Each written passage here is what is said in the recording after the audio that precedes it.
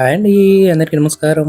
Present మేమొచ్చేసి Yadadri Bhuvanagiri జిల్లా స్వర్ణగిరి శ్రీ వెంకటేశ్వర స్వామి వారి దేవస్థానానికైతే వచ్చాము. ఈ వీడియోలో ఈ ఆలయం యొక్క విశేషాలతో పాటు ఆలయంలో రూమ్స్ అనేది ఎలా బుక్ చేసుకోవాలి, అలాగే మనకు సేవల యొక్క వివరాలనేది కంప్లీట్ ఇన్ఫర్మేషన్ అయితే ఈ వీడియోలో ఇవ్వబోతున్నాను. వీడియోనైతే చివరి వరకు చూడండి. నచ్చితే ఒక లైక్ చేసి సబ్స్క్రైబ్ చేసుకొని సపోర్ట్ అయితే చేయండి. మెయిన్ ఎంట్రన్స్ నుంచి లోపలికి చేరుకోగానే మనకు ముందుగా బ్రహ్మరథం అయితే దర్శనమైతే ఇస్తుంది. స్వామివారికి ఒక నమస్కారం అయితే చేసేసుకోండి.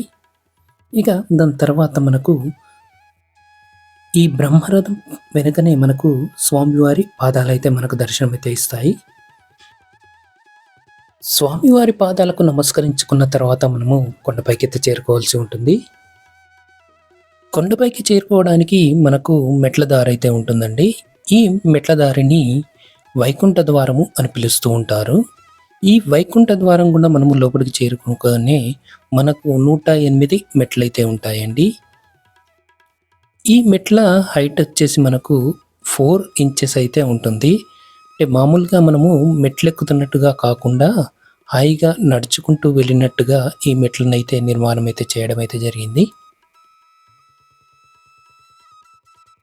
ఈ మెట్ల దారి గుండా మనం లోపలికి వెళ్తుంటే 10 మండపాలైతే వస్తాయండి. ఈ మండపాలను దశావతార మండపాలు అని పిలుస్తూ ఉంటారు. ఈ ఒక్కొక్క మండపాలలో స్వామివారి అవతారాలైతే మనకైతే దర్శనమైతే ఇస్తాయి. స్వామివారి అవతారాల్లో మనకు ముందుగా మొదటి అవతారం శ్రీ మత్స్య అవతారం అండి. రెండవ అవతారం వచ్చేసి మనకు శ్రీ కూర్మ అవతారం. మూడవ అవతారం వచ్చేసి శ్రీ వరాహస్వామి అవతారం. నాలుగవది వచ్చేసి శ్రీ నరసింహస్వామి అవతారం. ఐదవది వచ్చేసి శ్రీ వామన అవతారం. ఆరవది వచ్చేసి శ్రీ పరశురామ అవతారం. ఏడవది వచ్చేసి శ్రీరామ అవతారం. ఎనిమిదవది వచ్చేసి శ్రీ బలరామ అవతారం. తొమ్మిదవది వచ్చేసి శ్రీకృష్ణ అవతారం. ఇక చివరిదైనటువంటి 10వది శ్రీ కల్కి అవతారం అయితే మనకు స్వామివారైతే వివిధ రూపాల్లో మనకైతే ఇక్కడైతే దర్శనమైతే ఇస్తారు. వైకుంఠ ద్వారం గుండా మనము పైకి చేరుకోగానే మనకు ఎడమ వైపున వచ్చేసి కాళ్ళు కడుక్కోవడానికి ప్లేస్ అయితే ఉంటుందండి. ముందుగా కాళ్ళు అయితే కడిగేసుకొని తర్వాత మనము గుడి చుట్టూ ఉన్నటువంటి ప్రదేశాలను అయితే ముందుగా దర్శనమైతే చేసుకుందాము. ఇక కాళ్ళైతే కడిగేసుకున్న తర్వాత మనకు రైట్ సైడ్ మనకు ముందుగా గరుడవారు అయితే మనకైతే దర్శనమైతే ఇస్తారు. ఈ గరుడవారు మనకు ముందు వైపు ఎలాగైతే ఉన్నారో వెనుక వైపు కూడా సేమ్ అలాగే గరుడవారు అయితే మనకైతే దర్శనమైతే ఇస్తారు. ఇక ఈ గరుడవారి విగ్రహం వెనక వైపునే మనకు శ్రీ లక్ష్మీ నరసింహస్వామి వారు అయితే మనకైతే దర్శనమైతే ఇస్తారు. స్వామివారికి ఒక నమస్కారం అయితే చేసేసుకోండి. ఈ లక్ష్మీ నరసింహస్వామి వారి పక్కనే మనకు భూ వరాహస్వామి వారు అయితే మనకైతే దర్శనమైతే ఇస్తారు. తిరుమలలో మనకు ఏ విధంగా అయితే వరాహస్వామి వారిని దర్శించుకొని తర్వాత మనకు శ్రీవారిని దర్శించుకుంటామో అదే విధంగా ఇక్కడ కూడా మనకు వరాహస్వామి వారిని దర్శించుకున్న తర్వాత మనకు శ్రీవారిని అయితే దర్శించుకోవచ్చు. స్వామివారికి ఒక నమస్కారం అయితే చేసేసుకోండి. దీని తర్వాత వచ్చేసి మనకు కోనేరు అయితే ఉంటుందండి. కోనేరుకు వెళ్ళడానికి మనకు మెట్ల నుంచి కొంచెం కిందికి దిగిన తర్వాత స్వామివారికి దీపారాధన చేసుకోవడానికి రాతితో తయారు చేసినటువంటి దీపపు స్తంభాన్ని అయితే మనకైతే ఇక్కడ ఏర్పాటు చేయడం అయితే జరిగింది. ఎవరైనా దీపారాధన చేసుకోవాలంటే ఇక్కడ మనము దీపారాధన అయితే చేసుకోవచ్చు. ఇక దాని తర్వాత వచ్చేసి మనకు కోనేరు అయితే ఉంటుందండి. కోనేరుకి మధ్యలో మనకు జలనారాయణ స్వామి వారైతే మనకైతే దర్శనం అయితే ఇస్తారు. ఈ జలనారాయణ స్వామి ప్రపంచంలో 2వ జలనారాయణ స్వామి. మొదటిది వచ్చేసి మనకు నేపాల్లో అయితే ఉంటుందండి. ఇక రెండవది వచ్చేసి స్వర్ణగిరిలో ఏర్పాటు చేయడం అయితే జరిగింది. ఈ స్వామి వారు వచ్చేసి సూర్యుడి వైపు చూస్తున్నట్టు శేషసాయిపై శయన భంగిమలో మనకైతే దర్శనం అయితే ఇస్తారు. అలాగే ఈ స్వామివారి చుట్టూ ఈ కోనేరు చుట్టూ మనకు 4 మండపాలు అయితే ఉంటాయి. ఈ మండపాలను 4 వేదాలుగా పిలుస్తూ ఉంటారు. అలాగే స్వామివారి విగ్రహ తయారీకొచ్చేసి 60 టన్నుల రాయిని తీసుకొనగా స్వామివారి మొత్తం రూపం రావడానికి ప్రెజెంటు మనం చూస్తున్నటువంటి ఈ రూపం రావడానికి 25 టన్నుల రాయినైతే ప్రెజెంట్ అయితే స్వామివారికి ఉపయోగించడం అయితే జరిగిందండి.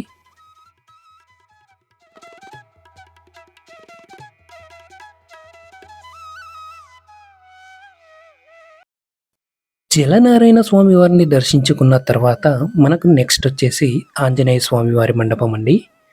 ప్రజెంట్ మనం చూస్తుంది వచ్చేసి ఆంజనేయ స్వామివారి మండపం అండి.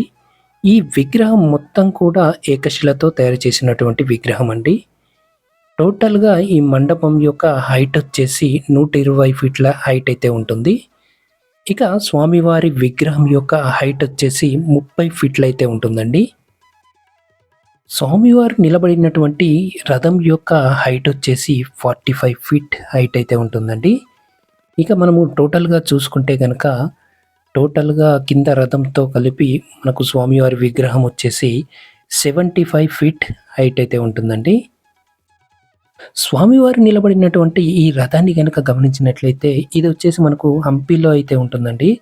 సేమ్ హంపీలో ఏ విధంగా అయితే ఉంటుందో అదే విధంగా ఇక్కడైతే తయారు చేయడం అయితే జరిగింది.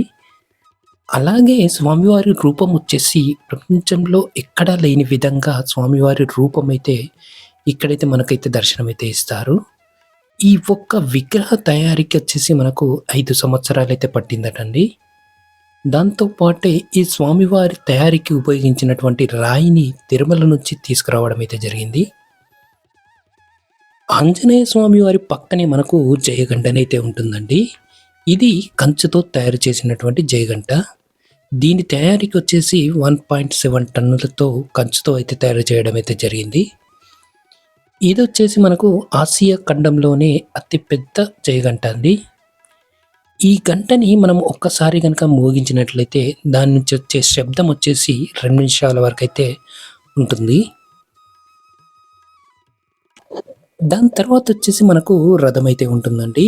ఈ రథం యొక్క హైట్ వచ్చేసి మనకు 40 ఫీట్ హైట్ అయితే ఉంటుంది. స్వామివారి బ్రహ్మోత్సవాల సమయంలో స్వామివారిని మాడవీధులలో ఊరేగింపుగా ఈ రథంలోనే తీసుకురావడం అయితే జరుగుతుంది. ఇక దాని తర్వాత వచ్చేసి నెక్స్ట్ అన్నప్రసాదాలయం అండి. రథానికి పక్కనే మనకు ఏటీఎంస్ అయితే అందుబాటులో ఉన్నాయండి. ఇంకా దాని తర్వాత మనకు ప్రజెంట్ మనం చూస్తుంది వచ్చేసి అన్నప్రసాదాలయం అండి. గ్రౌండ్ ఫ్లోర్‌లో మనకు అన్నప్రసాదాలయం ఉంటుంది. ఫస్ట్ ఫ్లోర్‌లో వచ్చేసి స్వామివారి నిత్య కళ్యాణ మండపం అయితే ఉంటుంది. ఈ అన్నప్రసాదాలయంలో ప్రతిరోజు నిత్య అన్నదానం అయితే జరుగుతూ ఉంటుంది.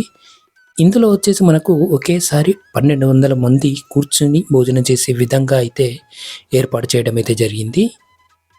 ఇక పైన వచ్చేసి మనకు స్వామివారికి కళ్యాణం ఎవరైనా జరిపించాలనుకుంటే స్వామివారికి ప్రతిరోజు నిత్య కళ్యాణం అయితే జరుగుతూ ఉంటుంది. ఎవరైనా పాల్గొనాలంటే పాల్గొనవచ్చు. ఈ అన్నప్రసాదాలయానికి పక్కనే మనకు శ్రీ వాసవి కన్యకా పరమేశ్వరి అమ్మవారి టెంపుల్ అయితే ఉంటుంది. అమ్మవారికి ఒక నమస్కారం అయితే చేసేసుకోండి.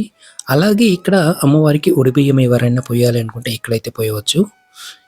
ఇక దాని తర్వాత ఇక మనం మెయిన్ టెంపుల్‌కి వెళ్ళే ముందుగా మనకు వినాయకుడి మండపం అయితే దర్శనం అయితే ఇస్తుంది. స్వామివారికి ఒక నమస్కారం అయితే చేసేసుకోండి. స్వామివారికి నమస్కరించుకున్న తర్వాత మనకు మెయిన్ టెంపుల్‌లోకి వెళ్ళేసి ఇక్కడ వచ్చేసి మనకు సర్వదర్శనంతో పాటు రూ. 100, రూ. 300, రూ. 500 స్పెషల్ ఎంట్రీ దర్శనాలు అయితే అందుబాటులో ఉన్నాయి. మెయిన్ టెంపుల్‌లోకి చేరుకోగానే మనకు ముందుగా శ్రీ రామానుజ సన్నిధి అయితే దర్శనమైతే ఇస్తుంది. దాని తర్వాత మనకు ఆండాల్ అమ్మవారి సన్నిధి అయితే ఉంటుంది. తర్వాత మనకు స్వామివారు సువర్ణమూర్తిగా మనకైతే దర్శనమైతే ఇస్తారు. స్వామివారు వచ్చేసి ఇక్కడ మనకు 16 అడుగుల ఎత్తులో స్వామివారు మనకైతే దర్శనమైతే ఇస్తారు. ఈ స్వామివారి గర్భగుడిలో 108 వైష్ణవ పుణ్యక్షేత్రాల నుంచి తెచ్చినటువంటి మట్టిని, నీటిని ఈ దేవాలయ గర్భాలయం కింద పెట్టి ఈ ఆలయ నిర్మాణం అయితే చేయడం అయితే జరిగింది. ఇక స్వామివారి సన్నిధానం పక్కనే మనకు పద్మావతి అమ్మవారి మండపం అయితే ఉంటుంది. అమ్మవారికి ఒక నమస్కారం అయితే చేసేసుకున్న తర్వాత మనకు అమ్మవారి దర్శన అనంతరం పక్కనే మదన గోపాలకృష్ణుడి మండపం అయితే ఉంటుంది. స్వామివారికి ఒక నమస్కారం అయితే చేసేసుకోండి. ఇక అక్కడి నుంచి బయటికి రాగానే స్వామివారి అద్దాల మండపం అయితే ఉంటుంది. దాని తర్వాత విమాన వెంకటేశ్వర స్వామివారి దర్శనం అయితే చేసేసుకోండి. దాని తర్వాత విమాన వెంకటేశ్వర స్వామికి ఆపోజిటే మనోభిష్ట పలకం అయితే ఉంటుందండి. ఇక్కడ మన మనసులో ఏదైనా కోరిక కోరుకొని విమాన వెంకటేశ్వర స్వామిని చూస్తూ ఆ మనోభిష్ట పలకం పైన మన కోరిక అనేది రాస్తే అది నెరవేరుతుందని చెప్పేసి ఇక్కడ వచ్చే భక్తుల యొక్క విశ్వాసం అండి. ఇక స్వామివారికి ప్రతిరోజు జరిగేటటువంటి సేవల యొక్క వివరాలనైతే తెలుసుకుందాము. ముందుగా వచ్చేసి సుప్రభాత సేవ అండి. ఈ సుప్రభాత సేవ వచ్చేసి ఉదయం 5 గంటల నుంచి 5 గంటల 30 నిమిషాల వరకు అయితే జరుగుతుంది. ఈ సుప్రభాత సేవ యొక్క టికెట్ ప్రైస్ వచ్చేసి 500 రూపీస్ అండి.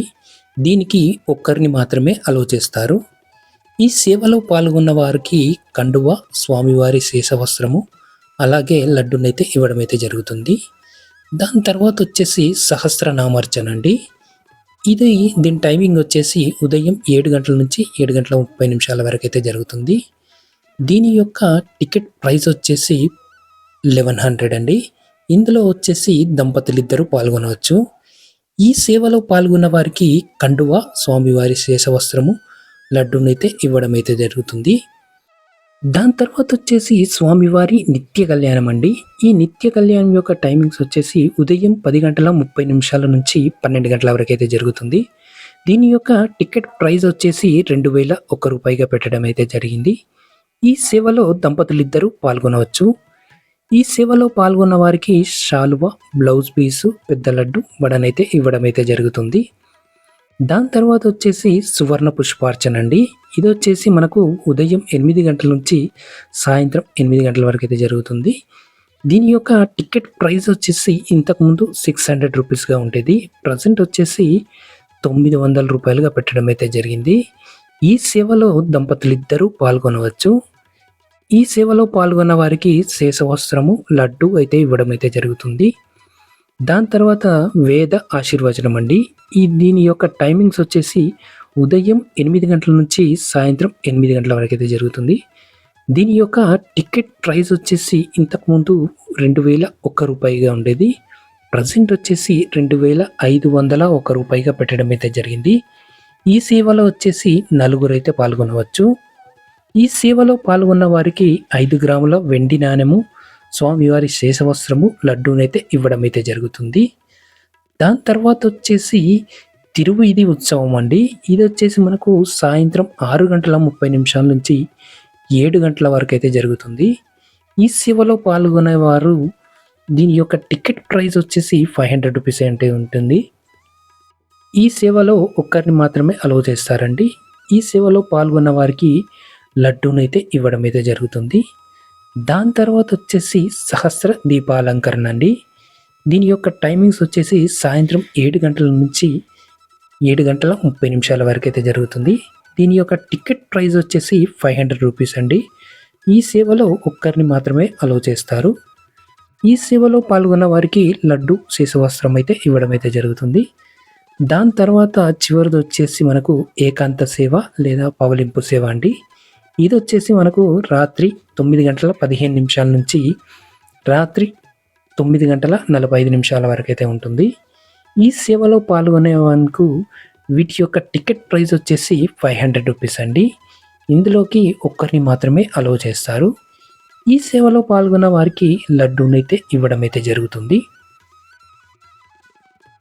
ఇక దీని తర్వాత స్వామివారికి సంబంధించినటువంటి రూమ్స్ యొక్క డీటెయిల్స్ అయితే తెలుసుకుందాము. ఇక్కడ వచ్చేసి 4 రకాలుగా రూమ్స్ అయితే అందుబాటులో ఉన్నాయండి. ఒకటి వచ్చేసి శ్రీవారి విజిటా రూమ్స్ అండి. దాని తర్వాత పద్మావతి విజిటా రూమ్స్ అండి. దాని తర్వాత ఆండాల్ కాటేజెస్. దాని తర్వాత వచ్చేసి శ్రీవారి యాత్రి నివాస్ అండి. ఇందులో వచ్చేసి సపరేట్గా రూమ్స్తో పాటు షేరింగ్ రూమ్స్ కూడా అందుబాటులో ఉన్నాయండి. ఇవి రూమ్స్ కనుక బుక్ చేసుకోవాలంటే ఆన్లైన్లో వీరి వెబ్సైట్లోకి వెళ్ళి రూమ్స్ అయితే బుక్ చేసుకోవాల్సి ఉంటుంది.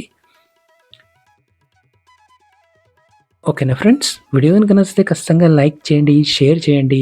నా ఛానల్ సబ్స్క్రైబ్ చేసుకొని సపోర్ట్ అయితే చేయండి. Thank you from watching.